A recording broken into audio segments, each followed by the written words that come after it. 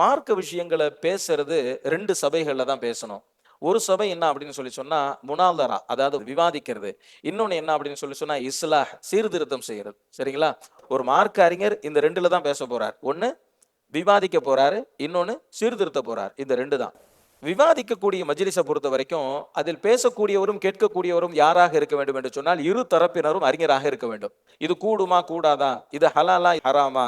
எது எந்த அளவிற்கு சரி? எதை எந்த அளவிற்கு அனுமதிக்கலாம்? எதை அனுமதி தரவே முடியாது என்கின்ற கருத்து வேறுபாடு சம்பந்தப்பட்ட விஷயங்களை பேசக்கூடிய அந்த விவாத மஜ்லிஸை பொறுத்த வரைக்கும், பேசக்கூடியவர், கேட்கக்கூடியவர் 2 தரப்பினரும் அறிஞர்களாக இருக்க வேண்டும். அதுதான் நிபந்தனை. அப்ப கருத்து வேறுபாடு சம்பந்தப்பட்ட செய்தியை நான் பேசுறதா இருந்தா யார்கிட்ட தான் பேச முடியும்? இன்னொரு அறிஞர்கிட்ட தான் பேச முடியும். அவர் நான் சொல்லக்கூடிய செய்தி எந்த அளவிற்கு ஆதார அடிப்படையிலானது அப்படிங்கிறத தரம் பிரித்து உணரக்கூடிய அறிவை பெற்றவராக அவர் இருப்பார். அப்படிப்பட்ட மஜ்லிஸ்ல தான் கருத்து வேறுபாடு சம்பந்தப்பட்ட விஷயத்த பேசணும். முடிஞ்சா? 2வது இஸ்லாஹ் சீர்திருத்தம் செய்யக்கூடிய மஜ்லிஸ். இந்த மஜ்லிஸை பொறுத்த வரைக்கும் பேசக்கூடியவர் அறிஞராக இருக்கலாம், கேட்கக்கூடியவர்கள் பொதுமக்களாக இருக்கலாம். அவர் அறிஞரா இருக்கணும்ன்ற அவசியம் இல்லை. சரியா? இது சீர்திருத்தம் செய்யக்கூடிய மஜ்லிஸ். இந்த மஜ்லிஸ்ல கருத்து வேறுபாடு சம்பந்தப்பட்ட செய்தியை பேசக்கூடாது. எது கூடும், எது கூடாது, எது சரி, எது தப்புன்ற செய்தியை எங்க பேசக்கூடாது? சீர்திருத்தம் செய்யக்கூடிய மஜ்லிஸ்ல பேசக்கூடாது. ஏன்? சீர்திருத்தத்துக்கு அது தேவையும் இல்லை.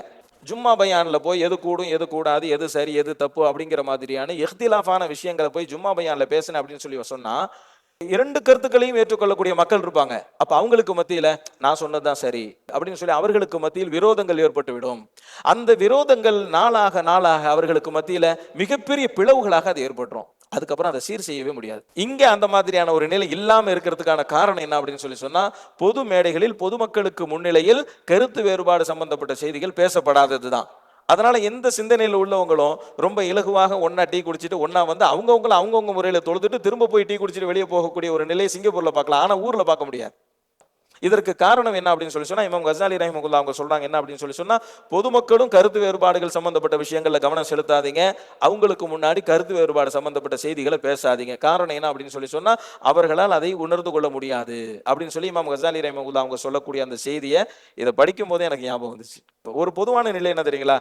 என்னோட கருத்தை நீ எத்தனை ஹதீஸ் சொன்னாலும் மாத்திக்க போறது இல்லை.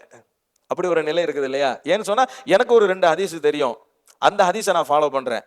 உன்னோட கருத்துக்காக வேண்டி நீ 10 ஹதீஸ் சொன்னாலும் சரி, எனக்கு அந்த 2 ஹதீஸ் தான் ரொம்ப நெருக்கம்.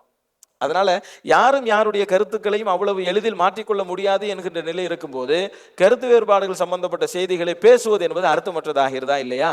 அப்ப அந்த அடிப்படையில தான் இமாம் கசாலி ரஹிமஹுல்லாஹ் அவர்கள் முதிர்ச்சியான நிலையை அடையும் வரை கருத்து வேறுபாடுகள் சம்பந்தமாக பேசாதீர்கள்.